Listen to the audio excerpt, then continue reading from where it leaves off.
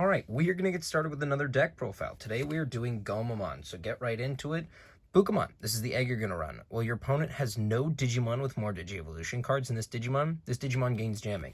This also works for if your opponent has no Digimon in play. And you can just give your little things jamming, which is perfect for your first rookie that you guys are going to run. And that is the new BT14 Blast Ace Gomamon. Start of your main phase, trash any 1 Digi-Evolution card of one of your opponent's Digimon. This Digimon can't be blocked for the turn. This is an incredible start. Easy chips into security for early gameplay. In combination with this, you can't be blocked. You can swing into it with jamming. It doesn't die. These Gomamons are amazing. And if you have Digimon on top of this, opponent's turn, well, this Digimon would be deleted. You may play 1 Gomamon from its Digi-Evolution cards without playing the cost. You can start spitting these things out from your Digi-Evolution cards. So 4 of these, I knocked over the camera. 4 of these cards are amazing for this deck. This is the one staple for the level 3s. Now on to some of the others. You are going to playing 4 copies of this Gomamon. When you trash a Digi-Evolution card of one of your opponent's Digimon, gain 1 memory. In all honesty, this deck it's great for trashing cards, but a lot of the effects are Digivolving onto them. That is just to help bring your memory for when you play higher Digi-Evolution cost, bringing it back over to on your side. And then I do 1 copy of Otamamon. Opponent's turn, when an opponent's Digimon attacks, trash its bottom 2 Digi-Evolution cards. This is great to take off. If they have an X antibody, you can take off the Digi-Evolution card above it, and it helps with their turn. Unfortunately, none of the memory gains when you trash a Digi-Evolution card trigger on your opponent's turn, so I'm only running 1 of those, and then the others are Sayakomon. 2 of these, your opponent's turn, your opponent can't reduce Digi-Evolution cost. This is just to help block those training cards. Because those are becoming really common, and you want to prevent them and make them Digivolve for higher costs. Ikakumon. 4 copies of this Ikakumon. When Digivolving, trash any 2 Digi-Evolution cards from your opponent's Digimon. That's really good. You can strip sources with this level 4, and then it's when attacking. If an opponent's Digimon has fewer sources than this Digimon, it can't attack. That also counts for Digimon that have the same amount of sources with him. If you look into the frequently asked questions on the Digimon website, it will say it on there, even though it doesn't say equal to this Digimon's Digi-Evolution cards. So keep that in mind. If you are playing this deck or playing against this deck, they can still stun you. Next, you're going to run 3 copies of Paildramon. A lot of people might run 4. I like running 3 because there's another level 4 that's really good. But when Digivolving, choose 1 Digi-Evolution card under one of your opponent's Digimon and trash it. That's great. What we want from this is the opponent's turn. When an opponent's Digimon with no Digi-Evolution cards would Digivolve, increase the Digi-Evolution cost by 1. That is the reason why you run Paildramon. That inheritable is incredibly, incredibly good, especially because we're trashing sources, we're making them Digivolve for a higher cost, and if they have a level 4 with a 2 cost and they use a mental training or something like that, you can make it Digivolve for 1. The last is Gesomon. This is one of the only removal cards. When attacking, trash any 1 Digi-Evolution card of one of your opponent's Digimon, then return one of your opponent's level 5 or lower Digimon with no Digi-Evolution cards to the hand. This card is insanely good. It's not a once per turn when attacking, so if you use things like Wave of Reliability to unsuspend it, you can swing multiple times and bounce multiple things. Now, you normally don't really want to be bouncing too many things, but in the case they have like a Quartzmon and you get this thing on the field, you want to be able to remove that. Last level 4, Lanamon, 1 hybrid. You play 5 Tamers with this deck. You may play a little bit more. It's really optional, but I always like Lanamon to give it jamming if you Digivolve off of a hybrid. On to level 5s. Level 5s, I have 2 copies of Kier's Paildramon. When Digivolving, trash the bottom Digi-Evolution card of all of your opponent's Digimon. Really, really good. The inheritable, if your opponent has a Digimon with no Digi-Evolution cards in play, this Digimon gains security attack +1. I've been playing 2 of these, and I'll explain why when you see some of the other cards.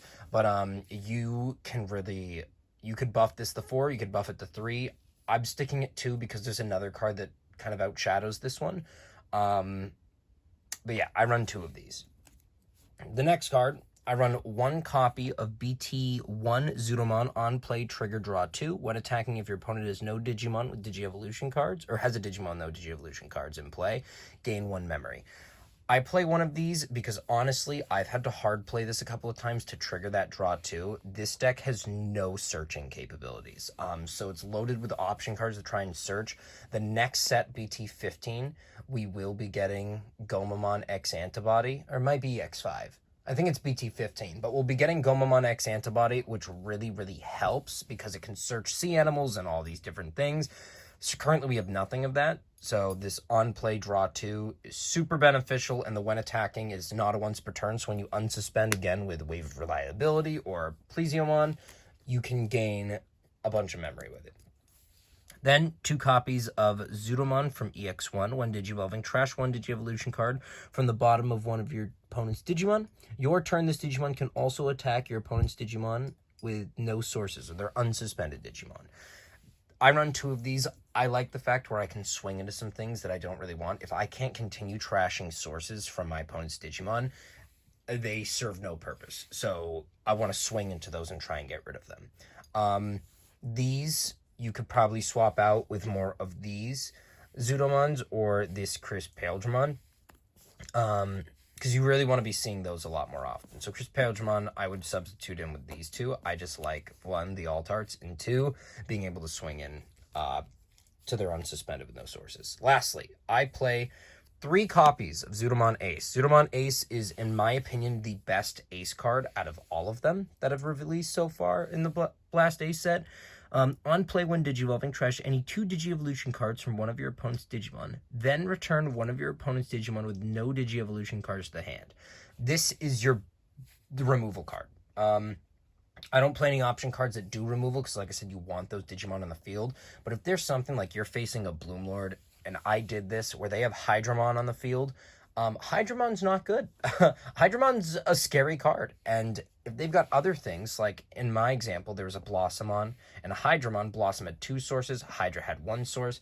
I ripped one from Blossom, ripped one from Hydra, and then I bounced the Hydra to hand. And with one of the other cards I'll show you, I was able to OTK 5 security in 1 check. So 3 copies of Zudomon Ace, and that is the end for our level 5s. Now on to level 6, I play 3 copies of Plesiomon. Plesiomon is awesome. You could run 4 of these. This is a great card. When Digivolving, trash 3 Digi-Evolution cards from your opponent's Digimon. You can choose any Digimon. Then, when attacking once per turn, if your opponent has no Digimon with more Digi-Evolution cards than this Digimon, unsuspend this Digimon. So, this is part of one of those OTKs. If you have Chris Paildramon underneath and you're able to swing, unsuspend, you can swing a second time, and then things like Wave of Reliability lets you unsuspend.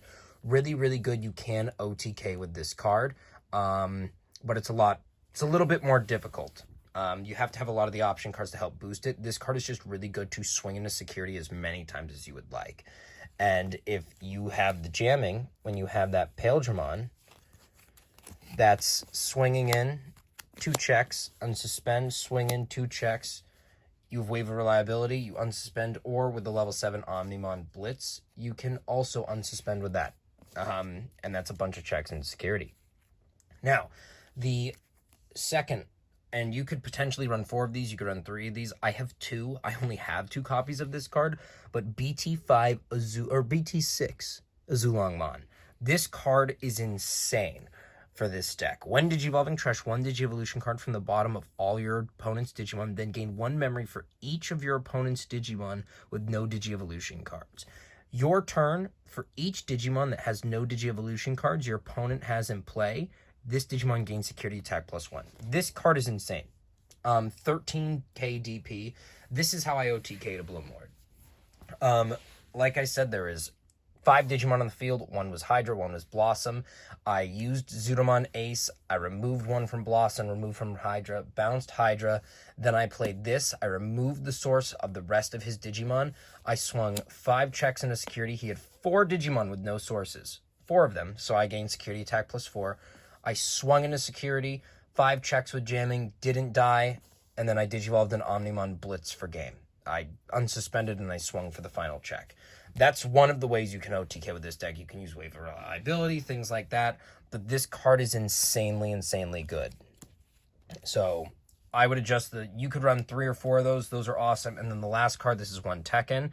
A lot of people have been playing the promo Vicomon. I think it's good, but you have to have a tamer in play to make it so that the opponent's Digimon can't attack, and it's when attacking you have to bounce something, and it's 11k DP. And honestly, if you play a Zudomon Ace, you're not going to have its sources. So Vicomon from BT2.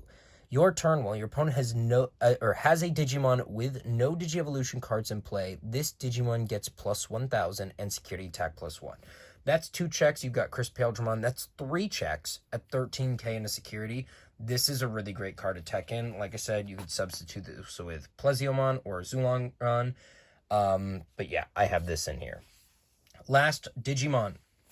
Omnimon Blitz. Digivolve off of a blue for 4. This helps seal those OTKs where maybe you're at 0 memory and you're like, oh, can't play Wave of Reliability. Digivolve on Omnimon, swing for game.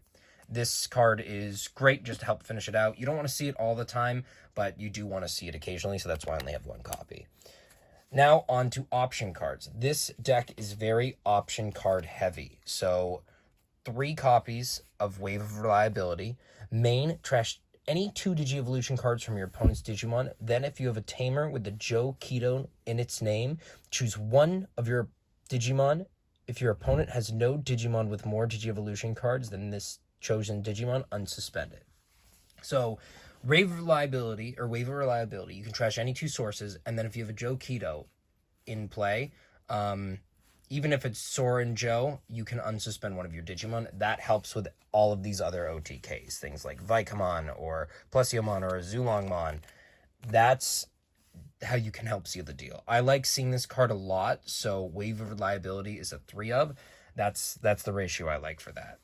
Now, I play 2 copies of Mental Training, or 3 copies of Mental Training. This card is great. Main, reveal the top 2 cards of your deck. Add 1 blue card among them. Place the rest at the bottom of the deck in any order, and then you place it in your battle area for the delay effect. The delay effect is one of your Digimon may Digivolve into a Digievolution card.